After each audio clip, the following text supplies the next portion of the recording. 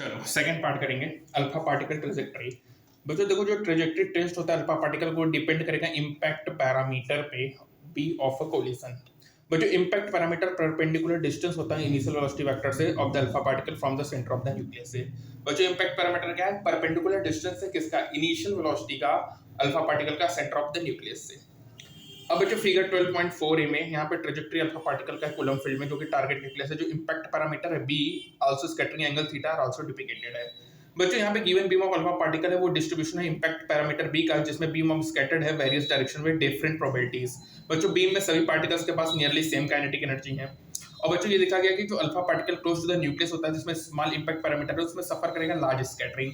और बच्चों head on collision में जो इंपैक्ट पैरामीटर होता है वो मिनिमम होता है और अल्फा पार्टिकल रिबाउंड करेगा थीटा इज इक्वल टू पाई।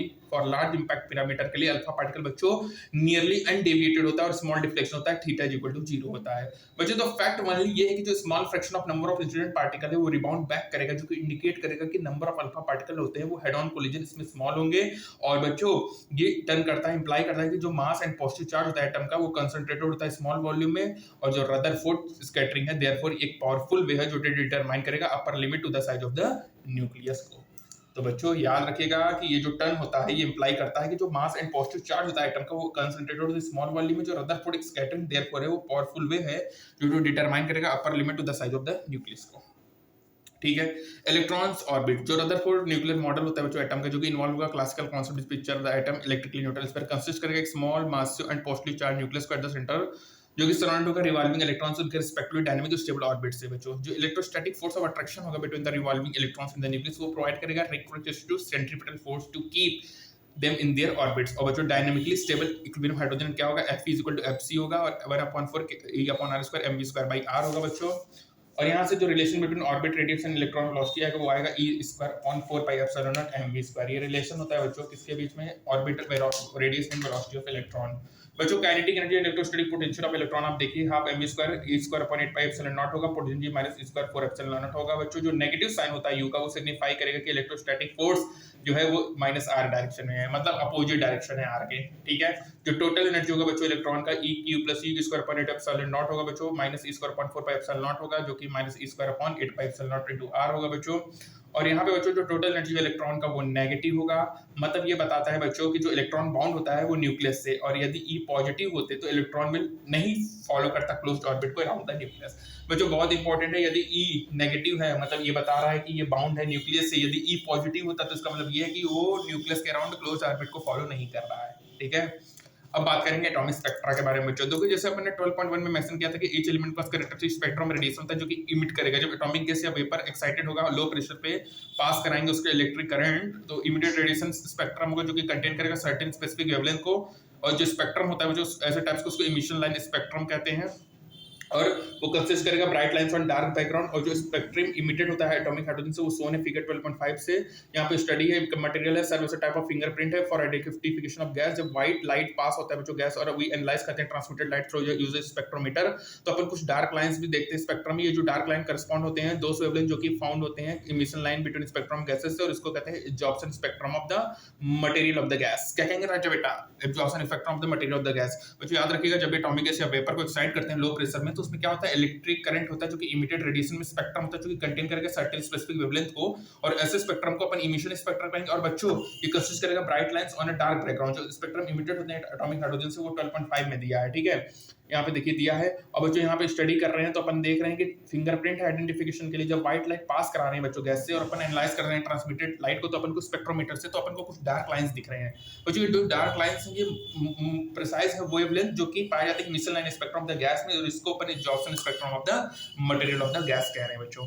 अब बच्चों बात करेंगे Bohr model for hydrogen atom. जो मॉडल प्रपोज्ड है रदरफोर्ड का वो अज्यूम क्या था कि एटम कंसिस्ट करता है सेंट्रल न्यूक्लियस और रिवॉल्विंग इलेक्ट्रॉन स्टेबल होगा मच लाइक सन प्लैनेट सिस्टम, जिसमें मॉडल लिमिट्स होगा इमिटेट्स करेगा बच्चों। अब यहाँ पे कुछ फंडामेंटल डिफरेंस होते हैं बिटवीन दिस टू सिचुएशन बच्चों। जो प्लैनेटरी मोशन होता है वो हेल्ड होता है ग्रेविटेशनल फोर्स है, जो न्यूक्लियस इलेक्ट्रॉन सिस्टम होता है चार्ज होता है object by coulomb law of force. और अपन को पता है कि जो ऑब्जेक्ट होता है जो कि मूव करता है सर्कल में वो कॉन्स्टेंटली एक्सेलरेटेड होता है, जो एक्सेलरेटेड होता है वो सेंट्रीपिटल होता है नेचर में।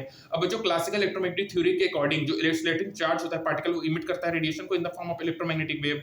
अब बच्चों जो एनर्जी है एक्सेलरेटिंग इलेक्ट्रॉन का वो कंटिन्यू डिक्रीज होगा, तो इलेक्ट्रॉन बच्चों स्पाइरल इनवर्ट हो जाएगा और कुछ समय बाद वो न्यूक्लियस में गिर जाएगा। और ऐसे एटम्स कभी स्टेबल हो नहीं सकते बच्चों। तो बच्चों क्लासिकल इलेक्ट्रॉनिक मैग्नेटम थ्योरी के अकॉर्डिंग जो फ्रीक्वेंसी होता है इलेक्ट्रोमैग्नेटिक वेव्स का जो कि इमिट होता है रिवॉल्विंग इलेक्ट्रॉन्स में, वो इक्वल होता है फ्रीक्वेंसी ऑफ रेवोल्यूशंस के। अब इलेक्ट्रॉन्स स्पाइरल इनवर्ट होगा तो उसका जो एंगुलर वेलोसिटी है और उसकी जो फ्रीक्वेंसी है वो चेंज होगी लगातार, और जो कि फ्रीक्वेंसी ऑफ द लाइट भी इमिट करेगा। तो ये इमिट करता है कॉन्टिन्यूस स्पेक्ट्रम को, कॉन्ट्रडिक्शन होता है लाइन स्पेक्ट्रम से एक्चुअली जो कि ऑब्जर्व हुआ। बच्चों क्लियरली रदरफोर्ड ने केवल इतना ही पार्ट ऑफ द स्टोरी को बताया कि जो क्लासिकल आइडियाज वो सफिशिएंट नहीं थे एटॉमिक स्ट्रक्चर को समझाने के लिए। उसके बाद हमारे बोर्ड चाचा आए थे। बोर्ड चाचा क्या बोले थे बच्चों, यहाँ पे देखिए एक्सलेटेड है एटॉमिक मास जो कि स्पाइरल पाथ फॉलो कर रहा है और कुछ समय बाद वो न्यूक्लियस में गिर जाएगा ना बच्चों। तो यहाँ पे हमारे बोर्ड चाचा आए थे और उन्होंने कुछ बातें बोली, उन्होंने सर्टेन मॉडिफिकेशन किया और उन्होंने कुछ आइडियाज को ऐड किया बच्चों। नील ने स्टडी किया रदरफोर्ड लेबोरेटरी को सेवरल मंथ और 19 उन्होंने कन्विंस किया validity of Rutherford nuclear model को, और डिस्कस किया कि बोर ने कंक्लूड किया कि जो spite of the success electromagnetic theorem का, उन्होंने लार्ज स्केल फिनोमेना को एक्सप्लेन किया। और उन्होंने केवल पर process at the atomic scale में नहीं, साथ ही साथ इसको Fairlie radical departure for established principle of classical mechanics और इलेक्ट्रोमैग्नेटिज्म को भी समझाने में स्ट्रक्चर ऑफ एटम्स और रिलेशन जो है उसमें यूज किया। और बोर ने क्लासिकल और अर्ली क्वांटम कॉन्सेप्ट दिया और उनकी थ्योरी में 3 पोस्टुलेट्स हैं। उन्होंने बोला कि बच्चों बोर का पहला पोस्टुलेट ये था कि जो इलेक्ट्रॉन है एटम में वो रिवॉल्व होता है सर्टेन स्टेबल ऑर्बिट में जहां पे वो इमिशन ऑफ रेडिएंट एनर्जी नहीं करता है, contradict to the prediction of electromagnetic theory. According to it postulate जो ईच एटम होगा उसमें सर्टेन डिफिनिट स्टेबल स्टेट होता है जिसमें वो एग्जिस्ट करता है, और ईच पॉसिबल स्टेट में डिफिनिट टोटल एनर्जी होती है और इसको अपन stationary orbit of the atom कहते हैं।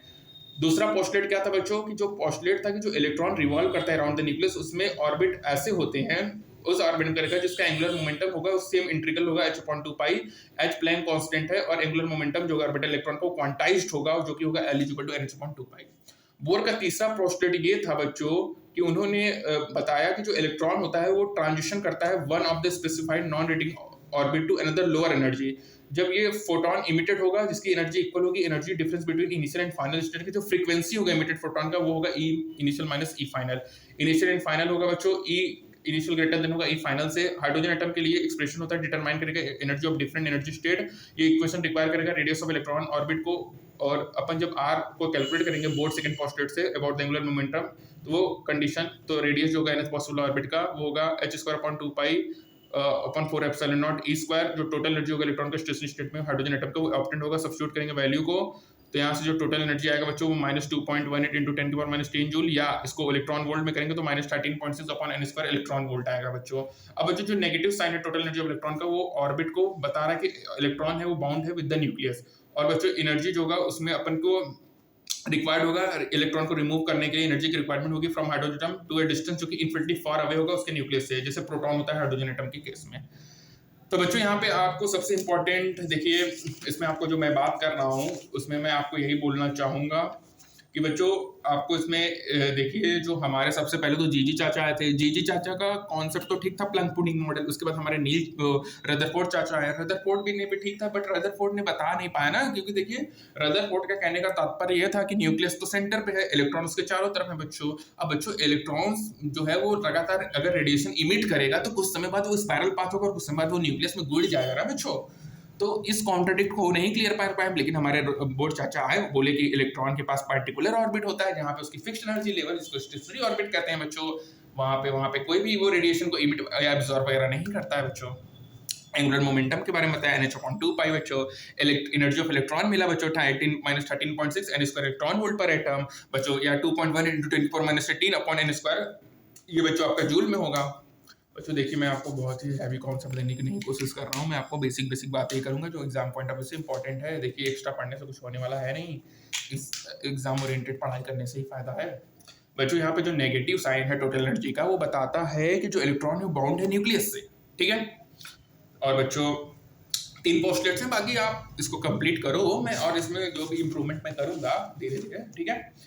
तो बच्चों यहाँ हमारा सेकंड पार्ट कंप्लीट होता है बच्चों, थर्ड पार्ट में अपन इसके आगे कंप्लीट करेंगे इस टॉपिक को। तब तक के लिए stay tune for further updates. Thank you so much.